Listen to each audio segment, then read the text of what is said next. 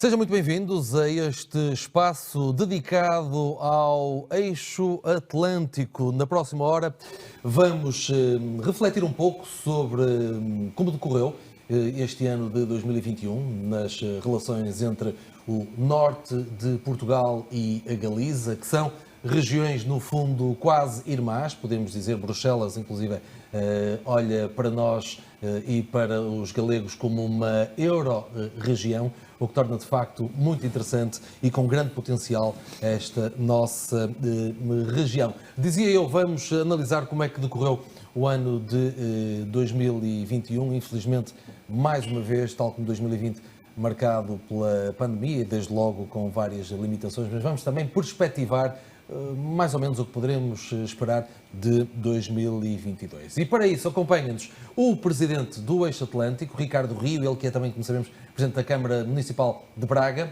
Bem-vindo, é um gosto recebê-lo aqui neste espaço que é vosso, no fundo. O Ricardo Rio está acompanhado pelo Paulo Ramalho, que é o vereador das Relações Internacionais da Câmara da Maia. É um gosto ter igualmente aqui no nosso espaço. Obrigado. O Paulo Ramalho tem estado também muito ativo nestas questões envolvendo o eixo atlântico. Há aqui muita matéria, de facto, para nós falarmos e não vale a pena estar a repetir, até porque vai ter que ser falado que os condicionalismos da pandemia têm marcado muito também as relações entre o Norte e a Galiza e nós não sabemos como é que vai ser o ano de 2022, enfim, mas ainda assim temos que olhar para o futuro.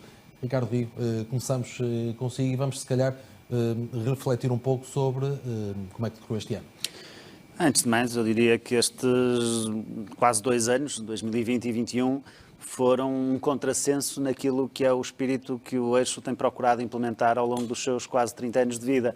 Nós temos trabalhado os municípios, as diputações espanholas também agregadas ao eixo e em colaboração com várias outras instituições para continuamente derrubar fronteiras, e estes foram 2 anos em que vivemos uma realidade contrária, em que tantas e tantas vezes tivemos que viver com restrições na circulação de pessoas e no relacionamento dos dois territórios, do norte de Portugal e da Galiza, e com constrangimentos que foram obviamente muito gravosos para cidadãos que fazem a sua vida às vezes dos dois lados da fronteira, para o fortalecimento das relações económicas, sociais, estudantis, turísticas até, que estavam a registar um crescimento muito significativo até aqui e que durante estes 2 anos sofreram esse travão.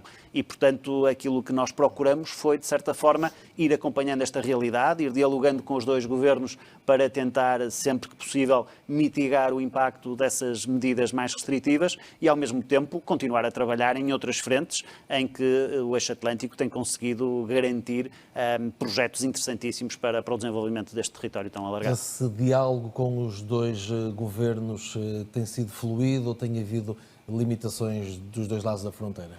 Eu acho que não foi muito bem sucedido, apesar de tudo, durante este período, porque em várias ocasiões houve medidas tomadas sem conhecimento, como foi público, aliás, dos próprios governos nacionais, quanto mais dos governos regionais ou locais, que surpreenderam os cidadãos, que lhes causaram muitas dificuldades, e eu acho que isso foi um péssimo sinal e, aliás, aquilo que nós temos conseguido numa base de relação de proximidade entre os municípios desta euro-região não se vê ao nível ibérico entre os próprios dois governos, que até para acertar coisas relativamente elementares parece que não conseguem estabelecer um contacto tão próximo como aquele que nós temos no território. Um exemplo recente que tivemos, e até de críticas do próprio Eixo Atlântico, neste caso do secretário-geral João Mau, foram críticas direcionadas para a forma como, do lado de cá, o governo português, por exemplo, implementou outra vez restrições nas fronteiras, na circulação. E há uma matéria que é muito sensível, que tem a ver com as relações na raia, como se costuma dizer, são efetivamente diárias. Os portugueses vão vendo pontualmente, por exemplo, nas reportagens informativas dos noticiários, mas a verdade é que essas relações são feitas do dia-a-dia. Portugueses que vão fazer compras ao supermercado na Galiza, que é mesmo ali ao lado, galegos que vêm trabalhar para empresas que estão cá. Ou seja, são aqui relações do dia-a-dia, como, no fundo, como nós fazermos a barba e irmos trabalhar, mas no país em geral parece-lhe que há essa percepção de quão próxima é esta relação entre o norte de Portugal e a Galiza. Pergunto isto até enquadrando e recordando já agora que às vezes dá um pouco a sensação que Lisboa é tão longe e quem mora na raia pensa ou sente que o território espanhol está mais perto do que a capital do seu próprio país, não é? Completamente. Aliás, como o Pedro dizia muito bem, são rotinas diárias de pessoas que não só para deslocações de compras ou de dos afazeres diários, mas até para razões profissionais. Há pessoas que trabalham de um e do outro lado da fronteira, que estudam de um e do outro lado da fronteira, que têm que se dirigir a serviços de diversa ordem, e isso está completamente entranhado nas rotinas daquelas comunidades, mas não é tão valorizado a nível dos governos nacionais para reconhecerem essas especificidades. Eu acho que a questão aqui tem muito a ver com um tratamento que, no abstrato, é defensável, de restrições e de controle para a circulação entre os países, para obviamente, mitigar os riscos com que estamos confrontados, mas que depois não tem em conta essas realidades muito próprias desses territórios de fronteira, que acontecem aqui de forma muito vincada nesta Euro-região, mas acontecem também por todo o país. Se nós percorrermos a fronteira ao longo de todo o seu curso, há muitas comunidades que vivem precisamente nessa base de uma interação muito próxima, como se tratasse do próprio território nacional. Eu vou já, dentro do momento, virar-me aqui para o meu lado esquerdo falar com o Paulo Ramalho, mas é normal neste início do programa estar a falar consigo, já que presido o Eixo Atlântico, porque há aqui um aspecto, entre vários, que vamos falar ao longo desta hora, e que me parece muito, muito importante para abordarmos logo na abertura, e que tem a ver com um encontro recente que se chamou Fundos Europeus Minho e Galiza, um encontro de alto nível que até decorreu em Braga, com as mais altas instâncias, onde esteve inclusive o Presidente da República, Marcelo Rebelo de Sousa, e que disse algo que me parece muito interessante para este nosso espaço, que tem a ver, a determinada altura, Marcelo falava ou desafiava os governos português e espanhol a não estarem de costas voltadas na articulação e na gestão do PRR. O Plano de Recuperação e Resiliência deve ser articulado. Era um desafio que estava a ser lançado, parece-me a mim, pelo Presidente da República Portuguesa. Do seu ponto de vista, execuível ou completamente impossível de ser realizada essa articulação entre Madrid e Lisboa? Eu julgo que neste momento vai ser muito difícil concretizá-la, mas a verdade é que, em termos de princípio, era absolutamente defensável e diria até absolutamente necessário para maximizar os efeitos de muitas das iniciativas que estão consagradas em cada um dos planos de recuperação e resiliência nacionais. É quase ilógico que um território que tem estas relações de colaboração, e não é apenas na questão da fronteiriça de que falávamos agora, obviamente que se nós olharmos para esta Euro-região, as relações de cooperação que existem do ponto de vista económico, do ponto de vista académico, do ponto de vista turístico, mais uma vez, entre esta Euro-região, no seu todo, são inúmeras, e não potenciar esses recursos enquanto motor de desenvolvimento destes territórios é algo que não me parece avisado e não me parece necessariamente uma opção responsável sequer dos dois governos nacionais. Mas a verdade é que quando nós olhamos para as opções de política, às vezes do dia a dia, e neste caso numa dimensão tão estrutural como esta dos PRRs, nós podermos ter um volume de recursos que ajudaria a concretizar um leque de projetos muito, muito alargado nestes territórios, e não o fazer de uma forma articulada é algo que é verdadeiramente um contrassenso. E aquele apelo que o Presidente da República fez nesse encontro é um apelo que eu diria que peca por tardio, porque se é verdade que o PRR espanhol está ligeiramente mais atrasado, pelo menos em termos de tramitação formal, do que o português, do ponto de vista conceptual e do ponto de vista da sua implementação, essa articulação deveria ter existido desde o início. E é lamentável que assim não tenha acontecido. E pode ter sido também uma mensagem de reforço à vontade e energia, agora já não falando dos governos, mas dos empresários. Pergunto isso porque, por exemplo, para contextualizar, o Presidente da Comissão de Coordenação e Desenvolvimento Regional do Norte disse-nos a nós, Porto Canal, ou deu-nos um exemplo, Porto Canal, de que há vários clusters que já estão a funcionar muito bem dos dois lados da fronteira e ainda podem ser mais otimizados, muito mais. Por exemplo, só para dar um exemplo, o cluster automóvel. Claro. Ou seja, a minha pergunta é, Marcelo, ao prestar estas declarações, no fundo a desafiar ou a puxar os governos, também está a incentivar, direto ou indiretamente, os empresários a apostarem? Sem dúvida, e diria todos os outros agentes, porque claro, um território e o interligar destas duas regiões faz-se por uma panóplia de agentes muito diversificada. Faz-se através das empresas, seguramente, claro, e existem setores de atividade em que, mais do que existir uma lógica concorrencial, existe hoje já uma complementaridade que dá a escala e que posiciona esta Euro-região como uma das mais competitivas e mais interessantes à escala europeia, desde logo, e seguramente no futuro à escala global. O cluster automóvel é um excelente exemplo disso mesmo. Temos aqui uma série de unidades empresariais que estão na vanguarda em termos de investigação, que conseguem, obviamente, criar produtos e serviços que são diferenciadores e que geram elevadíssimos volumes de exportação, criam milhares de postos de trabalho e que estão também a estreitar os seus laços e, portanto, a fortalecer essa mesma relação. O caso das universidades, é importante que exista essa cooperação entre as principais universidades galegas e as universidades do norte de Portugal. O caso, obviamente, das autoridades locais, onde o Eixo Atlântico é, digamos assim, o porta-voz e o rosto mais visível dessa mesma cooperação, mas, obviamente, que mais do que as articulações que possam ser feitas a nível central, essa implementação de laços de colaboração no território com base em diferentes tipologias de agentes é fundamental para potenciar os recursos que existem e eu acho que a mensagem do Presidente da República aí sim é extremamente pertinente e tem tido corpo naquilo que é, digamos, um conjunto de iniciativas que têm sido desenvolvidas no terreno. Paulo Ramalho, já vamos também falar um pouquinho mais sobre a Maia em concreto. Aliás, recentemente os efeitos da pandemia já se fizeram sentir. Havia um grande prémio de atletismo que ia ser muitíssimo interessante e que teve de ser adiado, enfim, resultado da pandemia. Já lá vamos também falar um pouco mais da Maia, mas estes assuntos parece-me interessante ouvir também o seu ponto de vista, não só o balanço que quero que faça, evidentemente, deste ano que está a chegar ao fim, mas neste caso em concreto, do que disse o Presidente da República, nesta questão não só do PRR, mas das interligações empresariais entre os dois lados da fronteira. Aquilo que disse o Ricardo Rio é absolutamente verdadeiro, mas há 2 ou 3 notas que eu podia acrescentar, só para complementar um bocadinho a ideia do Ricardo, que é a nossa ao fim e ao cabo. Por exemplo, a nível infraestrutural, todos nós sabemos, na Eurorregião, e estamos a falar da Eurorregião, portanto, Norte de Portugal e Galiza, que o Aeroporto Internacional Sá Carneiro é o aeroporto de referência da Eurorregião.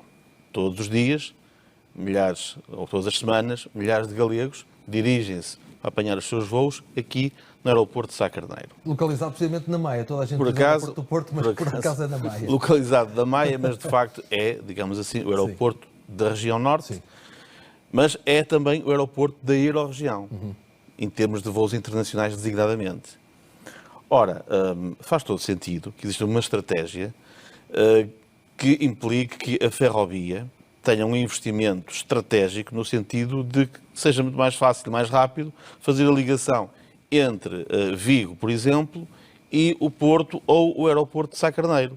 E, portanto, lá está um investimento estratégico que deveria ser, digamos assim, discutido e devidamente discutido e construído, se calhar, em colaboração com o Norte de Portugal e com a Galiza, neste caso, com o governo português e com o governo de Espanha. Mas temos um outro caso que falámos muitas vezes. É muito bom, deixe-me só dizer, servia para otimizar ainda mais o serviço aos nossos vizinhos galegos, atiravam no aeroporto e seguiam, através da ferrovia, para a Galiza num instantinho. Exatamente. Uma das questões que nós temos falado muito também no Eixo Atlântico prende-se, por exemplo, com Bragança. Bragança está mais ou menos ali a 30 km de Pueblo da Sanabria, que é do outro lado da fronteira. Em Pueblo da Sanabria passa precisamente o comboio de alta velocidade espanhol. Ora, se houvesse, como tem sido reclamada pela população de Trás-os-Montes e Bragança em particular, uma ligação entre Bragança e Pueblo da Sanabria, se calhar Bragança ficava muito mais perto de Madrid, digamos assim, não tendo um aeroporto internacional, do que o próprio Porto. Portanto, e são pequenas questões infraestruturais, mas que têm um impacto enorme na questão da mobilidade, que é hoje em dia um fator enorme de desenvolvimento, que poderia e devia ser tratado a nível dos dois governos. 2 exemplos muito claros, muito concretos.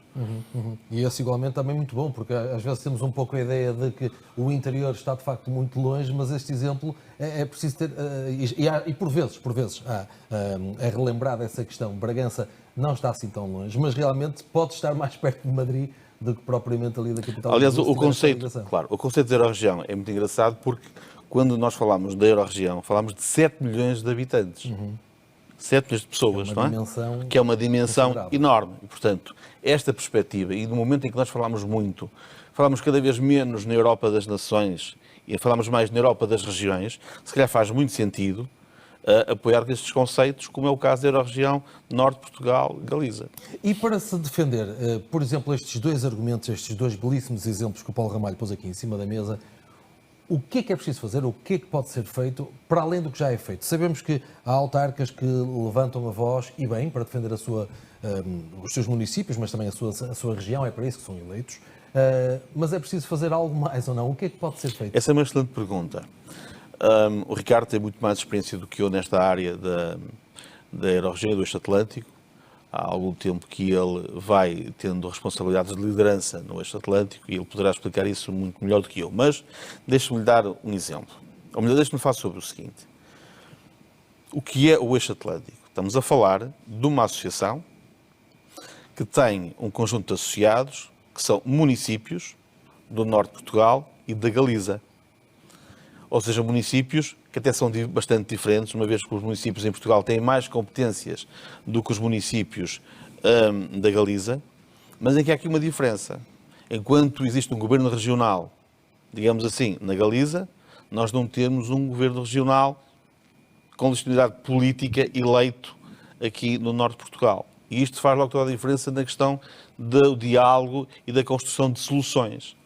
Mas, apesar de tudo, o Eixo Atlântico consegue ser um espaço de discussão extraordinário, onde nós conseguimos discutir de uma forma perfeitamente tranquila e ao mesmo nível, colocando problemas comuns e procurando encontrar soluções comuns para esses problemas, tendo em consideração as especificidades dos diversos territórios. Ora, isto que nós fazemos no Eixo Atlântico é algo que tem e acrescenta muito valor a todo este processo de discussão na Euro-região, porque nós não temos, digamos assim, ninguém que substitua este diálogo que os municípios do Norte de Portugal têm com os municípios da Galiza e depois procuram encontrar soluções para proporem aos seus governos. Agora, o processo de decisão é muito mais fácil na Galiza e é muito mais fácil até harmonizar e agregar vontades do que é aqui no Norte de Portugal, porque nós falta-nos esse poder político que permita que isto possa acontecer mais facilmente. Vou pegar precisamente neste seu último raciocínio para a ponte perfeita para lhe perguntar a si, Ricardo Rio, o seguinte: numa altura em que, nem de propósito, se volta outra vez a falar da possibilidade de um novo referendo à regionalização em Portugal, eu não vou usar a palavra mais legitimados, não parece certa, mas essa troca de experiências entre vocês, autarcas, presidentes de Câmara e vereadores de municípios do Norte de Portugal, com os colegas galegos que estão inseridos num governo regional, dá-vos mais know-how, mais conhecimento da valência ou da produtividade de efetivamente haver a criação de regiões no nosso país? Está a perceber porque é que eu não quero usar a palavra legitimados? Ou não? Eu acho que o contacto que nós temos no dia-a-dia com a realidade galega, que no fundo retrata, de certa forma, a realidade espanhola, é uma demonstração de que Portugal teria também a ganhar com esse patamar reforçado e legitimado política e democraticamente, como há pouco o Paulo invocava, numa base regional. E numa lógica que não é uma lógica sucedânea, ou seja, nós não estamos a defender o reforço do poder regional para subtrair às estruturas locais ou para subtrair àquilo que são as áreas de competências que possam existir a nível nacional. Estamos a defender esse poder para alocar nesse patamar algumas das responsabilidades que fazem mais sentido serem centralizadas. Esta questão que agora estávamos a discutir e que o Paulo levantou muito bem, da reivindicação em matéria de investimentos infraestruturais, uma coisa é, com a nossa boa vontade, diria com algum voluntarismo até, as câmaras municipais terem uma perspectiva de coesão territorial, serem solidárias com os vários territórios e defenderem que um investimento como aquele que ele citou da ligação rodoviária entre Bragança e Puebla de Sanabria é algo que vai beneficiar o Norte no seu todo, vai beneficiar toda esta Euro-região e mesmo que ela não diga diretamente respeito a Braga ou à Maia. E eu e ele, como vários outros autarcas, temos-lo defendido insistentemente. Ou outros autarcas que não vão beneficiar desse investimento, defenderem que uma linha ferroviária que sirva o aeroporto de Francisco Sá Carneiro, que sirva a Braga de uma forma direta, ou que sirva o Aeroparque, que são investimentos que vão servir a Euro-região e potenciar alguns dos recursos que ela tem. Outra coisa diferente é nós termos um patamar de diálogo direto entre os níveis regionais, neste caso entre a Junta da Galiza e o que será uma comissão de coordenação da região norte com outra legitimidade política diferente daquela que tem hoje, e aquilo que é a interlocução dessas mesmas estruturas com os próprios governos nacionais. Uma coisa é ir o Presidente da Câmara de Braga, por mais que seja o Presidente do Eixo Atlântico, falar com o Primeiro-Ministro português. Outra coisa diferente seria um representante eleito da região nesse mesmo diálogo. E, portanto, nós entendemos que aquilo que acontece na Galiza é um bom exemplo da importância de existir esse poder regional. Claro que sim, mas permita-me insistir, e compreendo seguramente o meu interesse em insistir nesse exemplo metafórico ou prático. O Presidente da Câmara de Braga, que é o Presidente do Eixo Atlântico, quando fala com o Primeiro-Ministro ou com qualquer outro Ministro de outra tutela, já agora, tem todo esse conhecimento adquirido da troca de experiências com os colegas galegos, onde há um governo regional. Ou seja, agora vou ter que usar essa palavra, legitimado. Não está mais legitimado a falar de determinadas necessidades para a região, porque pode sempre argumentar, nós falamos diariamente com os nossos colegas da Galiza e percebemos que funciona assim ou assado. Com certeza que sim, e aliás com uma outra vantagem. É que mas é ouvido ou não? Nem sempre. Pronto. Infelizmente nem sempre. E como bem sabemos, há, por exemplo, em matéria infraestrutural, determinadas reivindicações que nós vimos apresentando e que tardam em se concretizar. Nós vemos hoje o governo português finalmente assumir alguma predisposição para concretizar uma nova linha ferroviária entre Porto e Vigo, naquilo que será, obviamente, um serviço extraordinário para a população e para todos os agentes económicos desta região, quando tivermos uma ligação entre Porto e Vigo a demorar 1 hora, ou entre Coruña e Lisboa a demorar 4 horas, ou entre Braga e Vigo a demorar meia hora. Isso é, obviamente, fundamental, mas estamos a falar de uma coisa que há meia dúzia de anos atrás, até o reativar uma ligação ferroviária, como foi o comboio Celta, era algo que parecia absolutamente injustificável e que não fazia qualquer sentido. E nós tivemos que trilhar esse caminho de demonstrar a importância dessa promoção de uma maior proximidade, ainda que neste caso muito pouco efetiva, porque uma ligação que demora quase 2 horas entre Porto e Vigo não é propriamente um serviço muito qualificado, mas é o que existe, e ainda bem que existe, e ele vai sendo muito utilizado, o que é sinal de que existe também uma necessidade. Mas respondendo à sua questão, nós além digamos assim, da interação que temos com os colegas galegos, que obviamente representam essa mesma realidade, temos também uma relação de contínuo diálogo com a própria Junta da Galiza. E, portanto, sabemos o que é que a Junta tem em termos de capacidade de concretização. Isso acontece na área turística, acontece na área do desenvolvimento territorial, em muitas destas reivindicações infraestruturais, e isso, obviamente, que nos reforça em termos, digamos assim, da tal legitimidade que o Pedro invocava no diálogo com o Governo Nacional. Ainda antes de perspectivarmos o próximo ano, o que é que poderá eventualmente acontecer, e vai ser um ano interessante, quer para Braga, quer para a Maia, o seu balanço deste 2021, estranho, achávamos nós que ia ser um ano melhor, mas, enfim, recuamos outra nem vez. Tudo foi mal, assim. Nem tudo foi mal, Pedro, porque também permitiu que nós, possivelmente, fizéssemos outro tipo de reflexões que, de outra forma, não teríamos feito. Claro. Nós fomos colocados todos perante desafios que não imaginávamos que fossem possíveis nos nossos tempos, não é? E isso obrigou-nos a pensar mais, e a pensar se calhar melhor, e a perceber o quanto nós temos cada vez mais que ser suficientemente flexíveis e rápidos em dar respostas que nós próprios às vezes achávamos que eram impossíveis.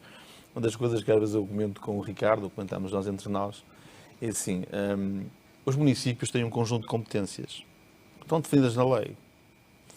Mas nós, com a pandemia, todos os municípios em geral, acabaram por assumir um conjunto de competências, de responsabilidades, que nem sequer eram nossas dos municípios, nem sequer estavam no nosso quadro legal de competências.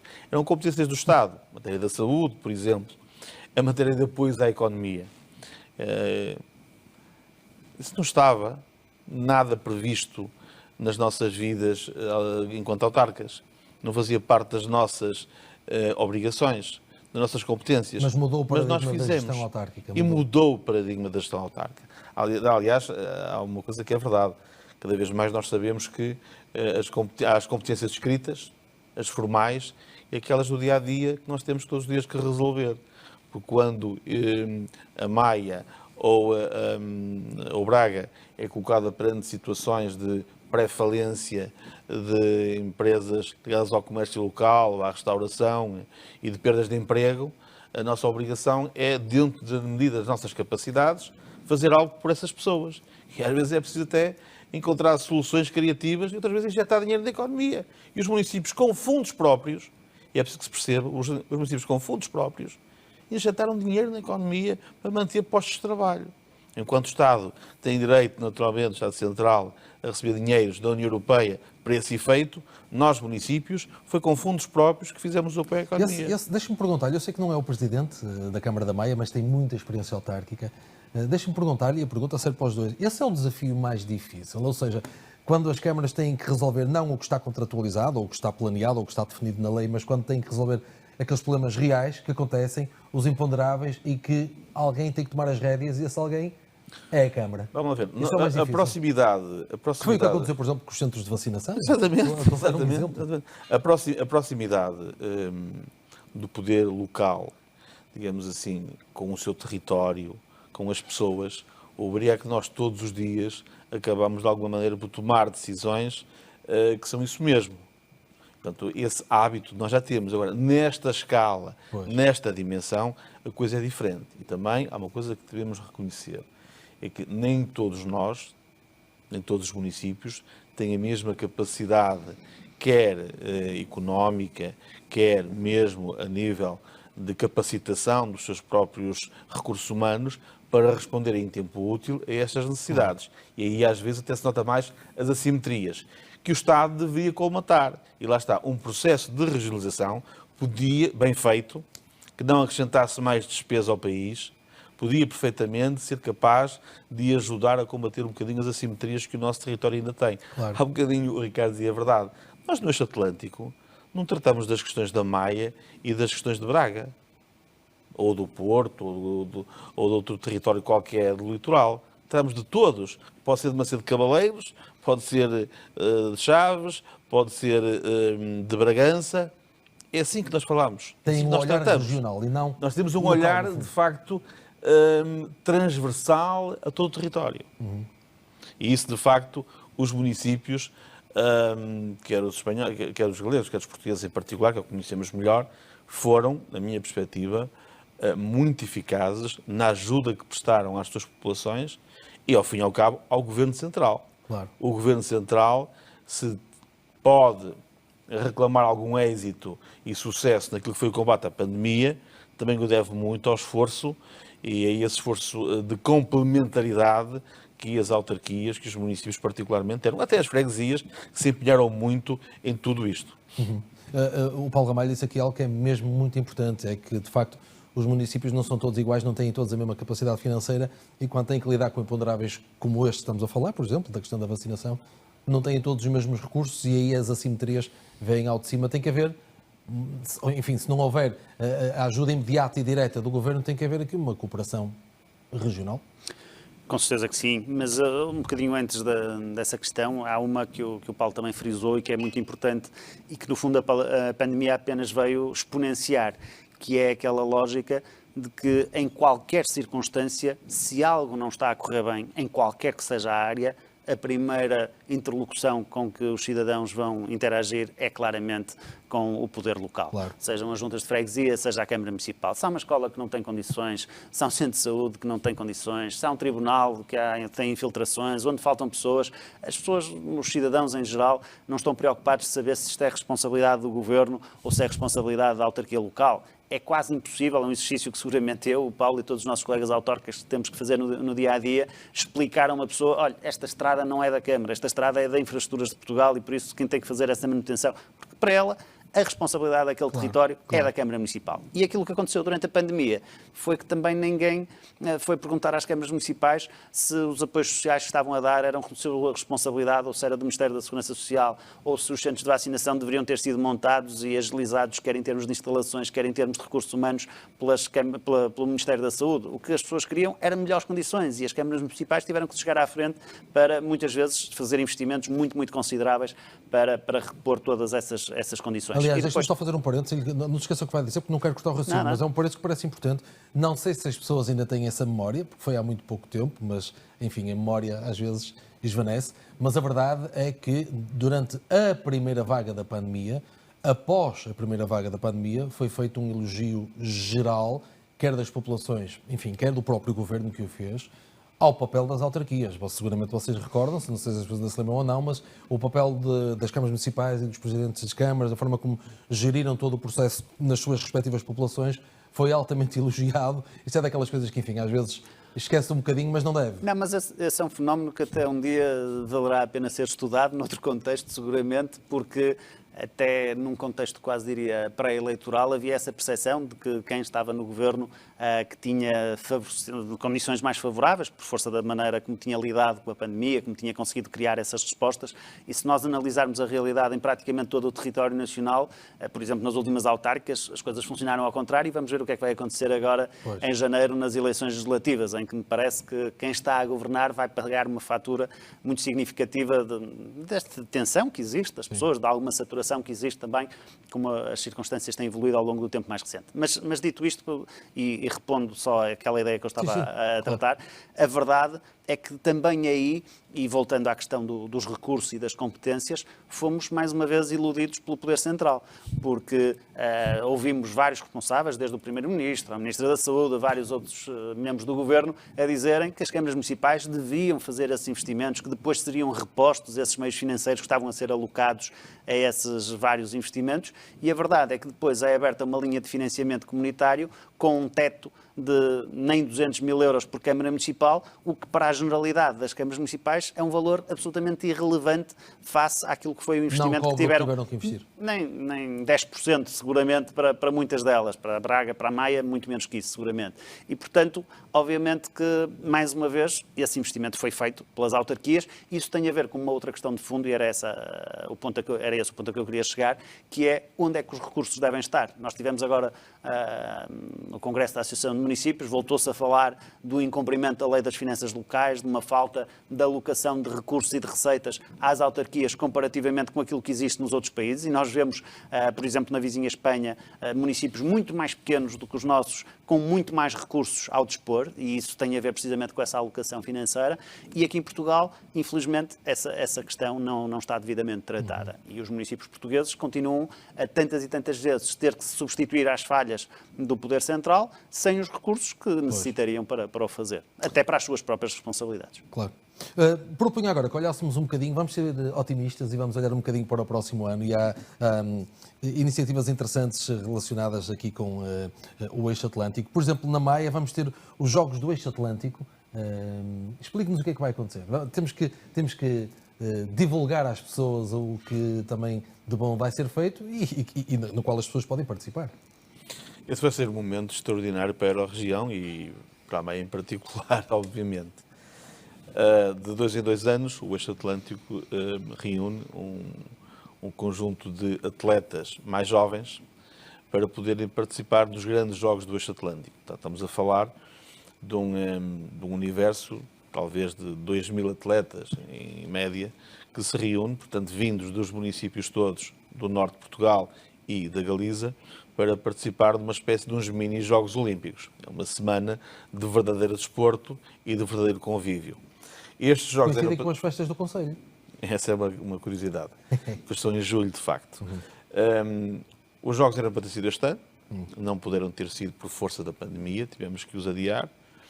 Como adiamos também, ainda agora, como disse muito bem, a corrida do Eixo Atlântico, que era agora dia 5 de dezembro. Que também envolvia atletas do norte de Portugal e da Galiza e teve que ser também adiada por força da pandemia. E já não estávamos à espera, porque já tinha sofrido 3 adiamentos, portanto não estávamos mesmo à espera que fosse adiado desta vez, mas teve que ser assim. E portanto vai ser um momento... Mas este agora foi adiado sem data.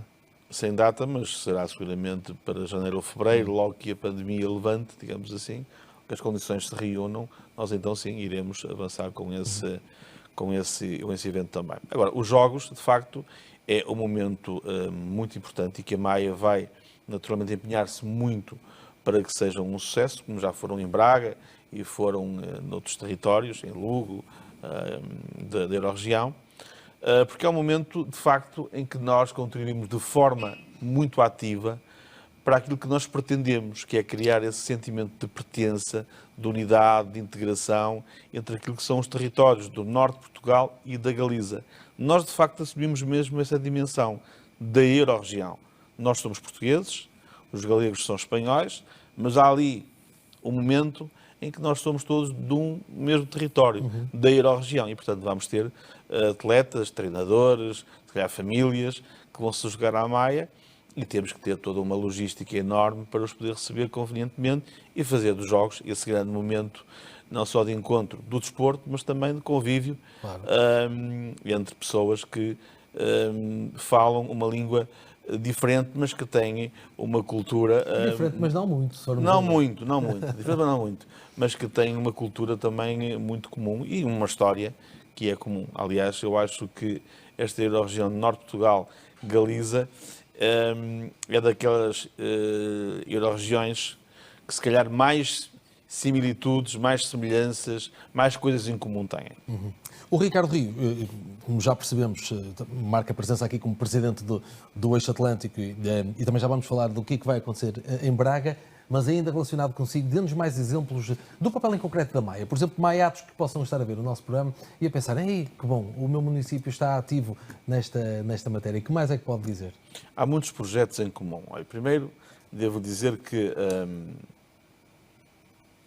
o Eixo Atlântico, como dizia há bocadinho, é um espaço de discussão.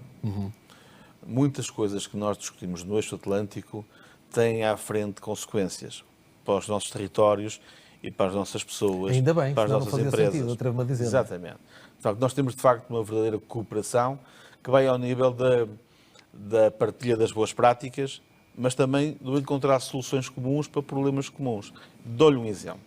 Durante estes últimos meses, nós falámos muito sobre o turismo. Quer o Norte de Portugal, quer a Galiza, são destinos de excelência do turismo internacional, com forte impacto na economia. E nós tivemos que criar condições para que as pessoas se sentissem felizes e dispostas a, se calhar, procurarem outras alternativas dentro da Euro-região. E nós, no espaço do Eixo Atlântico, trabalhamos muito estas matérias, tentando incutir nos nossos cidadãos a necessidade de procurarem mais o turismo da natureza, a autenticidade, a gastronomia, outro tipo de produtos que fazem com que as pessoas também se mobilizem para ir para outros locais que não iriam em condições normais. E esse trabalho, por exemplo, foi um trabalho excelente que nós fizemos durante meses e meses, e é um bom exemplo daquilo que eu lhe posso dar, assim, de concreto, que fizemos este ano, até inclusive com a participação de especialistas que nos ajudaram também a estruturar, digamos assim, melhor essa nossa estratégia. E sempre, deixe-me sublinhar que me parece importante, no âmbito de criar algo que preserve para o futuro, ou seja, não são, o espírito não é, no fundo, fazer iniciativas isoladas, que ficam fechadas naquele espaço temporal. É criar algo que depois perspective e que tenha prolongamento no tempo. Essa é a verdadeira ambição, o verdadeiro objetivo, não é?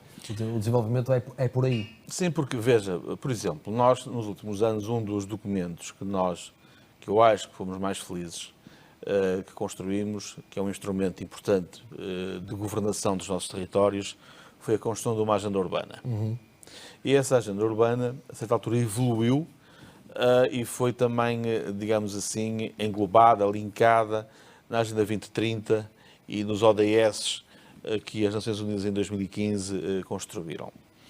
E parece que não, isso envolveu todos os municípios, envolveu a universidade, envolveu um conjunto de atores do território, discutindo, pensando, refletindo, percebendo as especificidades de cada um dos nossos territórios, mas também a capacidade que nós temos em procurar soluções que possam ser comuns, porque depois temos territórios que, em Portugal e na Espanha, têm problemas muito parecidos e que só é suscetível de nós construirmos soluções comuns para esses territórios. E mesmo que nós não construamos a solução, pelo menos apontamos caminhos. E esses caminhos, que até foram bastante elogiados recentemente pela própria Comissão Europeia, foram feitos no âmbito de um trabalho alargadíssimo que eu nunca vi fazer em Portugal. E peço desculpa pela minha franqueza, mas vi fazer no Eixo Atlântico com a participação de todos os municípios. E isso são documentos estruturais que ficam, perduram e que são documentos verdadeiramente orientadores. para as boas políticas, Claro. para as boas práticas. Belíssimo exemplo, evidentemente. Ricardo Rio, já vamos a Braga, mas já que o Paulo Ramalho tocou também aqui na questão das universidades, já agora parece-me importante, falamos aqui das questões empresariais, mas convém relembrar, porque é muito importante, os nossos vizinhos têm, por exemplo, Santiago de Compostela, nós cá temos a Universidade do Porto, a Universidade do Minho, a Universidade de Vila Real e Trás-os-Montes, ou seja, há aqui todo um potencial académico a vibrar e que pode, de facto, acrescentar e muito para as futuras gerações.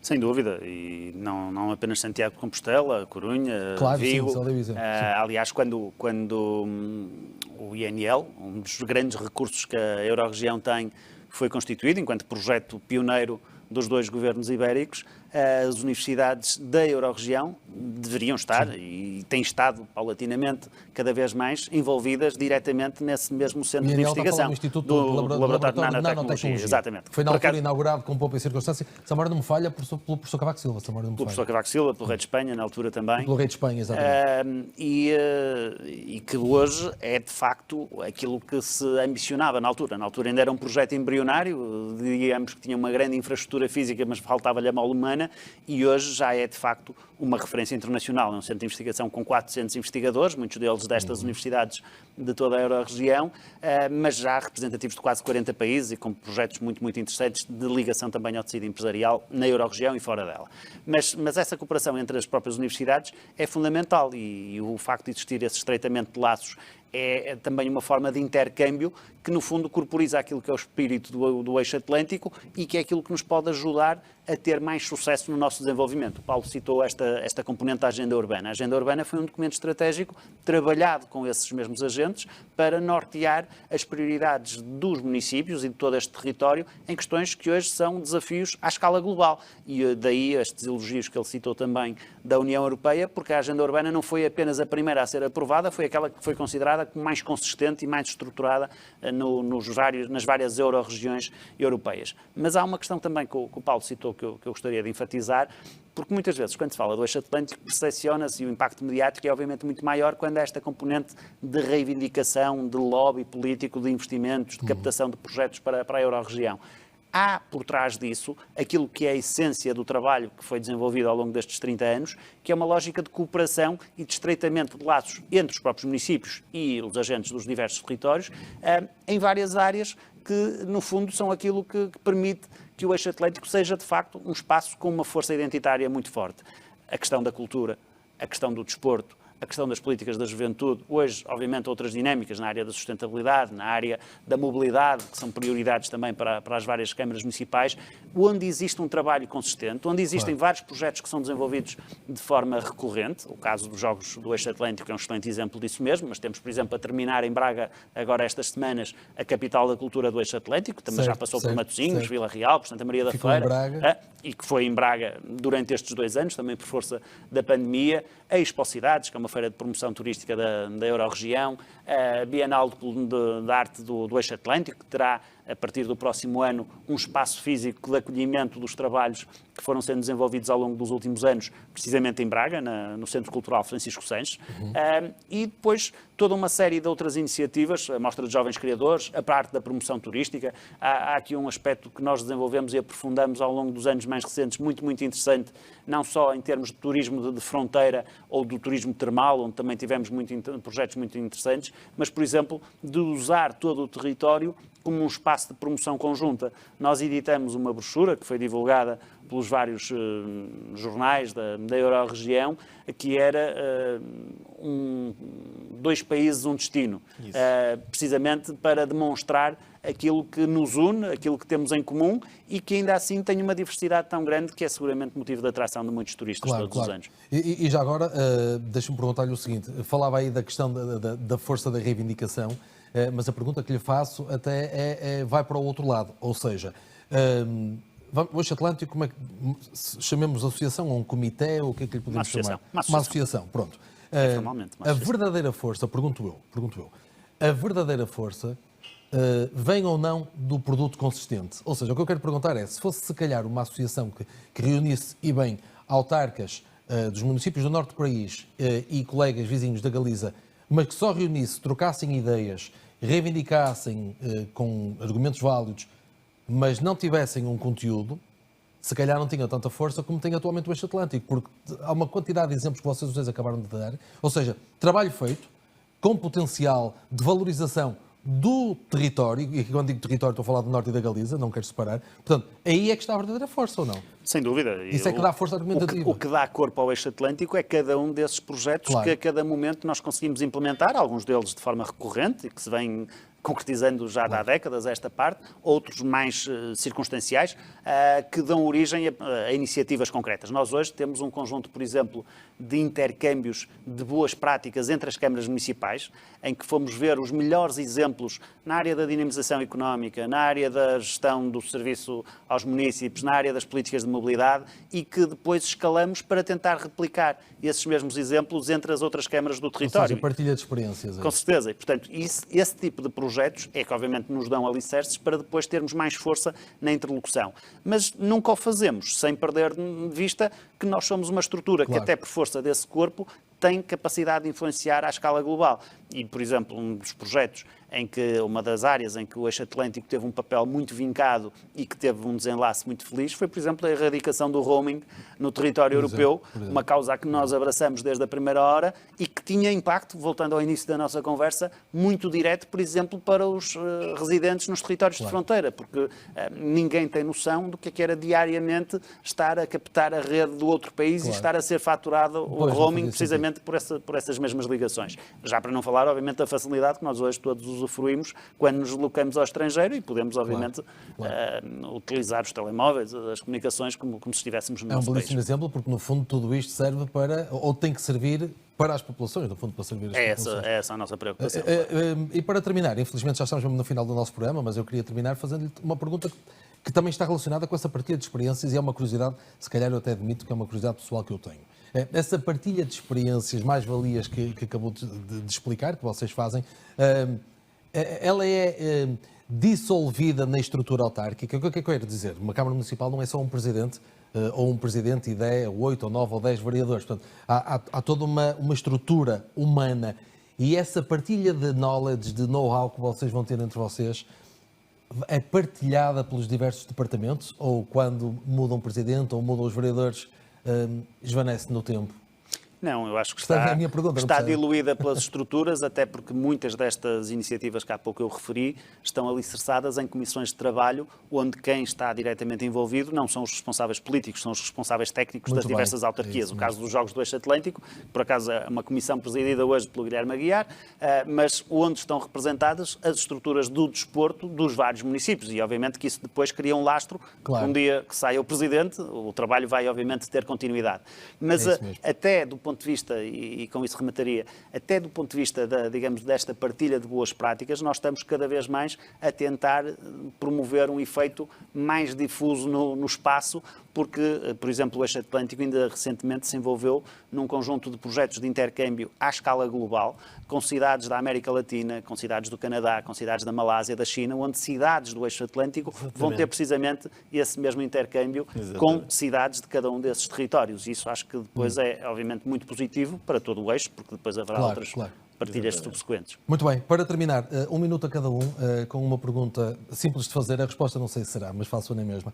Estamos a chegar ao final do ano, vamos ter vários cenários em cima da mesa, já aqui falamos, vamos ter um cenário em que a regionalização está de novo na ordem do dia, vamos ter eleições legislativas, não sabemos muito bem como é que a pandemia vai evoluir ou não, mas no fundo, o que é que vocês esperam? Que mensagem é que esperam? Receiam 2022? Encaram 2022 com algum positivismo, digamos, num minuto? Não é fácil, mas num minuto. O mundo hoje é muito volátil, não é? Claro. Tudo acontece de forma muito rápida e às vezes de forma muito inesperada.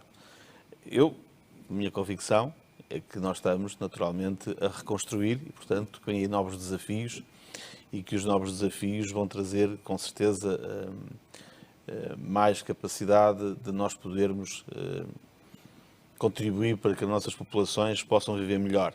Essa é a nossa vontade. E estamos melhor preparados ou não, à luz do que já aprendemos recentemente? Eu acho que nós estamos melhor preparados. É importante que nós saibamos aproveitar as oportunidades. Por exemplo, quando falamos do PRR e falamos em todos os fundos que a União Europeia vai, digamos assim, disponibilizar aos países europeus e, em particular, a Portugal, A minha expectativa, e seguramente que a do Ricardo, é que nós sejamos felizes e que sejamos competentes na forma como vamos aplicar esses fundos, porque nós estamos a perder competitividade a nível do espaço global para países como a China, a Índia, os Estados Unidos. Nós, se calhar, quando olhamos, por exemplo, para o mundo, percebemos que nenhuma grande empresa do digital está sediada na Europa, por exemplo. As questões ambientais são hoje uma situação absolutamente decisiva, por meio das alterações climáticas. É importante que nós saibamos, de facto, aproveitar bem os fundos para que possamos construir boas soluções que sejam capazes de, por um lado, tornar a nossa economia mais competitiva, mas também estendê-la a mais gente. Claro. É muito importante que ninguém fique para trás. E nós que temos responsabilidades políticas temos essa obrigação de trazer mais bem-estar, mais felicidade para as pessoas, mas fazê-lo de forma cada vez mais equitativa. E a redistribuição da receita do Estado, a distribuição dos fundos de forma equitativa é muito importante para combater as assimetrias. Muito bem. Ricardo Rio, vou ser simpático para si, não lhe dou um minuto, dou-lhe 30 segundos. Pronto, ótimo. Não, só nesses 30 segundos queria sobretudo dizer que o Eixo Atlântico vai fazer 30 anos no próximo ano, vai celebrá-los, obviamente, orgulhoso do passado que teve durante estas 3 décadas, daquilo que foi conseguindo, mas sobretudo responsabilizado por aquilo que ainda pode conseguir. Eu acho que hoje o Eixo Atlântico continua a fazer sentido, continua a ter um impacto no território muito forte e consegue mobilizar mais adesões. Nós vamos ter a nossa Assembleia Geral em fevereiro com mais adesões ao Eixo Atlântico. Isso é naturalmente sinónimo de que o Eixo Atlântico vale a pena. E valerá tanto mais a pena. E essa é a última mensagem, quanto mais empenhados e diretamente envolvidos estiverem os responsáveis de cada um dos territórios. Ricardo Rio, desejo-lhe muita força na liderança do Eixo Atlântico, mas também da Câmara Municipal. Vai terminar em fevereiro, essa liderança, até lá, desejo-lhe força. Outro virá que fará melhor. E na liderança da Câmara de Braga também. Muito obrigado. E um bom ano para si, Paulo Ramalho. Muita força e bom trabalho também na Câmara da Maia. Foi um gosto receber-vos aos dois. Refletimos um pouco sobre este ano que está a chegar ao fim, perspectivamos um pouco 2022 e terminamos este programa com uma garantia de que aqui no Porto Canal vamos estar sempre muito atentos ao trabalho do Eixo Atlântico. Fique bem.